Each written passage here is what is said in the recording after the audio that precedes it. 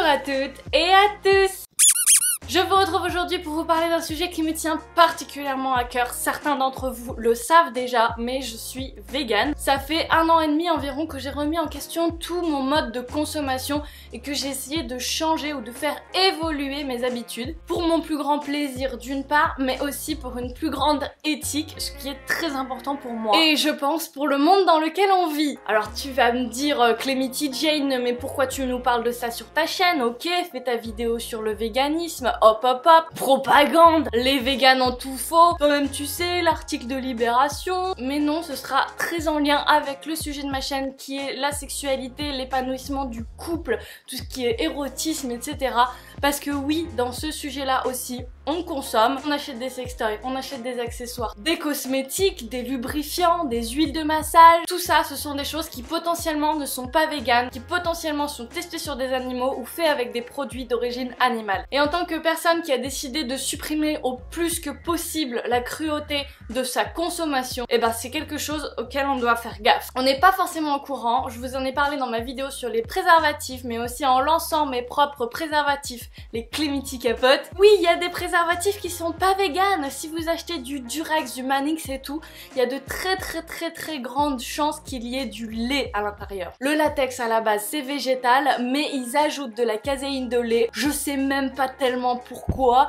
Pour la souplesse ou la texture, j'en sais rien. En vrai, moi je trouve que ça apporte rien du tout, c'est toujours hyper inconfortable, ça brûle et ça pue. Et les capotes véganes que j'ai testées, comme par hasard, elles ont pas ce problème. Donc voilà, le lait ça n'apporte rien, désolé les grandes industries, mais ce n'est plus la peine de causer tant de misère et de cruauté envers des êtres vivants sentients. C'est pareil pour tous les objets autour de la sexualité, en particulier les sextoys, mais qui est un milieu où le véganisme n'a pas encore beaucoup pénétré, et du coup bah on ne sait rien. On ne peut pas trouver les infos, même si vous contactez des gens, ce sont des gens qui ont sous-traité, qui ont sous-traité, qui ont sous-traité. Du coup les matières premières, on ne sait pas si elles sont testées sur les animaux, on ne sait pas si la colle, les colorants, les plastiques, les silicones contiennent des produits d'origine animale, mais sachez que c'est possible et que c'est très courant que les silicones soient enrichis avec de la caséine, comme les préservatifs. Il y a aussi de très grandes chances pour que vos sextoys soient déjà vegan entre guillemets, qu'ils soient pas forcément testés sur les animaux, qu'ils soient pas forcément enrichis en caséine de lait, etc. Mais il n'y a aucun moyen de le vérifier. Ce sont des produits qui n'ont pas de certification, même Lelo, qui est une marque qui a été répertoriée dans des sites vegan, etc. comme étant des sextoys vegan. J'ai pas trouvé de certification là-dessus, j'ai pas trouvé de documentation là-dessus, rien n'est expliqué sur leur site web, c'est très obscur. Évidemment pour ce qui est des sextoys, le plus simple c'est encore de se diriger vers des matériaux un peu plus bruts et plus exempts d'additifs on va dire, donc tout simplement du verre, du métal, du bois. Pour ça je peux vous conseiller par exemple les sextoys en bois Idée du désir dont j'ai déjà parlé, je vous remets ça dans le petit i. Mais pour l'instant la seule marque que j'ai trouvée qui est vraiment engagée tout bonnement, parce que la fondatrice ou les fondatrices, je ne sais plus, sont véganes elles-mêmes, c'est Bijoux Indiscret. C'est une marque qui nous vient d'Espagne, même si le nom est en français, oui, mais c'est le chic à la française, you know. Qui est une marque dont je t'ai déjà parlé brièvement, on l'a déjà croisée dans un calendrier de l'Avent à Morelli, des choses comme ça. J'ai pu tester déjà quelques petits produits, c'était super cool à chaque fois, j'ai pas été déçue. Mais en plus de la qualité des produits, de la beauté, du chic de cet univers de marque, etc., ce qui va vraiment m'intéresser dans cette vidéo, c'est le fait qu'il y ait tous ces petits labels sur tous les produits. Paraben free, vegan friendly, cruelty free et natural. C'est un engagement à part entière de la marque et c'est vraiment génial. Et en particulier pour ce dont je veux vous parler aujourd'hui, qui est ceci par exemple et bien d'autres produits. Tu sais, moi je suis fan de harnais, je suis fan de cet esthétisme là que ça fait sur le corps et sur le fait d'enjoliver son corps. Pas forcément avec de la lingerie, pas forcément avec le soutien-gorge qui est un symbole que j'aime pas trop parce que c'est très oppressif, mais je préfère le concept du harnais, voilà. Et ben Bijoux Indiscret, ce sont les premiers à proposer plein de harnais comme ça qui sont magnifiques, qui ont un aspect cuir vraiment très intéressant, mais qui ne sont pas du cuir. On va voir quelques modèles tout de suite après, mais l'idée de base elle est déjà géniale, c'est tout simplement des harnais qui sont façon cuir, façon faux cuir, mais qui sont quand même très qualitatifs et qui font très réels, très solides, qui durent dans le flottants, qui font pas cheap, tu vois, parce que tu peux commander des harnais un petit peu partout sur des sites chinois qui vont être en tissu à peine cousu et qui vont craquer tout de suite et qui sont pas du tout jolis, qui sont de la ficelle à saucisse. Et pour ces produits-là, ce n'est vraiment pas le cas. Quand on se tourne vers des pratiques sexuelles telles que le BDSM ou juste quelques petits jeux de domination, quelques petits jeux coquins, de mise en scène, etc., où on veut s'habiller un petit peu façon bondage, domination, on pense directement au cuir, à tous ces accessoires qui sont un petit peu... Et évidemment, dans l'imaginaire qu'il y a autour, c'est superbe le cuir. Je peux comprendre évidemment, c'est pas pareil si on met du latex, c'est pas pareil si on met du vinyle, c'est des univers qui sont différents, du tissu encore différent. Là, on a vraiment cette idée de cuir sans le cuir. Je peux te le rappeler vite fait, mais les sources seront en barre d'infos. Mais l'industrie du cuir, c'est un désastre sur plein de niveaux différents. Au niveau des animaux, tu l'imagines bien, forcément, pour utiliser des peaux, il faut tuer les animaux et dans des conditions atroces. Il n'y a pas de cuir sans souffrance, il n'y a pas de cuir sans cruauté. La plupart des cuirs qu'on achète sont fabriqués en Inde, en Chine, dans des conditions désastreuses, même si les vaches sont sacrées. On va volontairement casser des jambes de vache pour pouvoir contourner la loi. On les transporte sur des kilomètres et des kilomètres en les faisant marcher alors qu'elles sont déjà en train de mourir de faim. Pour qu'elles avancent plus vite, on leur met du piment, du sel et du tabac dans les yeux. En Chine, il n'y a même pas de scrupules, on peut tuer n'importe quels animaux pour en faire du cuir de vache, entre guillemets, mais en fait, eh ben, c'est aussi des moutons, des chats et des chiens, beaucoup de chiens. Je te raconte pas les conditions de travail pour les humains, parce qu'il faut dire qu'il y a plein de produits chimiques, parce que c'est un bout de cadavre, c'est un bout de chair qui potentiellement va finir par se putréfier. Bah, pour pas que ça arrive dans vos placards, on va mettre des éléments chimiques dessus, du formaldéhyde qui est cancérigène, on va mettre du chrome et du coup bah il y a des enfants de 10 ans qui sont pieds nus à marcher dans du chrome et dans des produits toxiques toute la journée pour un salaire de misère. Tout ça va ensuite dans des rivières et après la catastrophe elle est écologique évidemment. C'est une des industries les plus polluantes, ça rapporte énormément d'argent, c'est le truc le plus lucratif de l'élevage en fait. Voilà pour être bref, on peut arrêter le cuir juste avec la raison éthique, mais s'il vous en faut d'autres, les voici. Et même si vous n'êtes pas vegan, que vous planifiez pas de l'être, et ben voilà ce qui se cache derrière les accessoires en cuir que vous achetez et que par la même occasion vous soutenez en donnant votre argent. C'est pour ça que pour moi, plutôt faire l'amour à poil qu'avec un harnais en cuir, y a pas moyen. Et c'est pour ça que Bijoux Indiscret est là pour nous ravir avec des produits tellement sublimes. Ils m'ont régalé aussi avec plein de petits cosmétiques et plein de petits produits comme ça que je vais pouvoir tester. Je t'avoue, j'ai pas encore tout testé pour l'instant. Il y a des bougies de massage sans cire d'abeille bien sûr, des huiles de massage, plein de baumes à lèvres, de gloss à fellation, de gloss pour les tétons, gel stimulant pour le clitoris, etc. Qui ne veut pas ça sur sa table de nuit pour parfumer ses draps? Qui?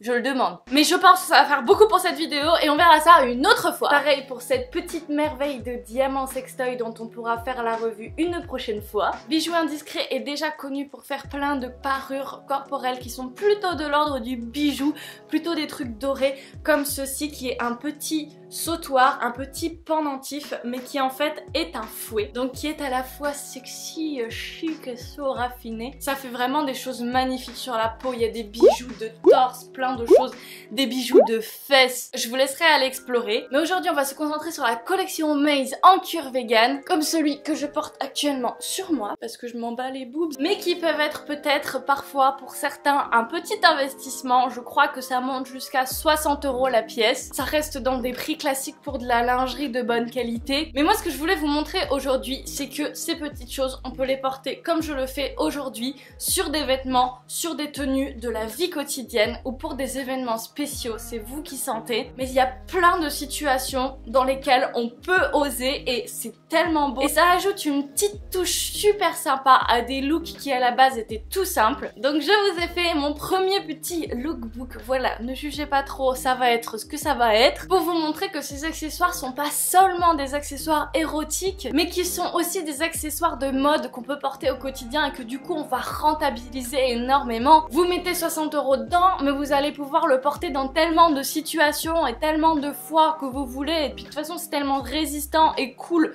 que vous allez pouvoir en faire ce que vous voulez pendant tellement longtemps, il n'y a pas photo, ça vaut le coup. Avant de vous lancer le lookbook, je voulais aussi vous préciser, parce que c'est quelque chose qui m'a été demandé sur Twitter, au niveau des tailles, est-ce que c'est possible de porter ce genre de harnais quand on a des formes généreuses, quand on est un petit peu curvy? Alors je pense que oui, après à vous d'adapter selon votre morphologie, selon votre connaissance de votre corps.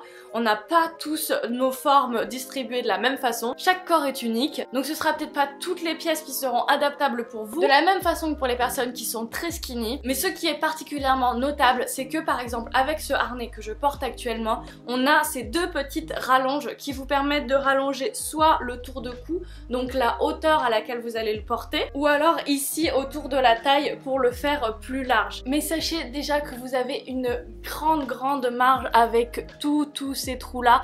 Sachez que moi je le mets au maximum, donc je mets au deuxième cran avec le premier trou parce que c'est déjà trop large pour moi, donc je pense que si vous êtes plus fine que moi, c'est là où vous allez avoir des problèmes plutôt que si vous êtes plus large, où là vous avez de la marge quand même. Donc certes, sur tous ces modèles, il n'y a pas de taille, c'est une taille unique, mais en fait tout est réglable. Ça c'est pour celui qui se met autour des cuisses et vous avez deux boutons pression qui peuvent se mettre à différents boutons pression opposés ici. La même chose avec ceux qui se placent sur les mollets, vous avez plein de différents trous, vous pouvez adapter aussi la longueur de mollet. Donc vraiment ce qui va être le long de la jambe, vous allez le voir dans le lookbook. Il y a des réglages possibles de partout. Vous pouvez les porter très serrés si vous voulez pour avoir des sensations de bondage par exemple pendant le sexe, mais vous pouvez les porter plus larges pour les porter tous les jours pour tenir toute la journée sans se sentir oppressé. Pour moi c'est très bien fait et je pense que c'est adaptable pour une très grande variété de morphologie. Donc je vous lance tout de suite les lookbooks, j'espère qu'il va vous plaire. J'ai essayé de faire des tenues différentes qui pourraient s'adapter à différentes occasions, plus ou moins printanier, plus ou moins daily street life, vous verrez. Et surtout restez jusqu'à la fin de la vidéo où je reviens pour vous expliquer comment gagner certains de ces harnais. J'ai 4 modèles à vous faire gagner, je vous en parle juste après.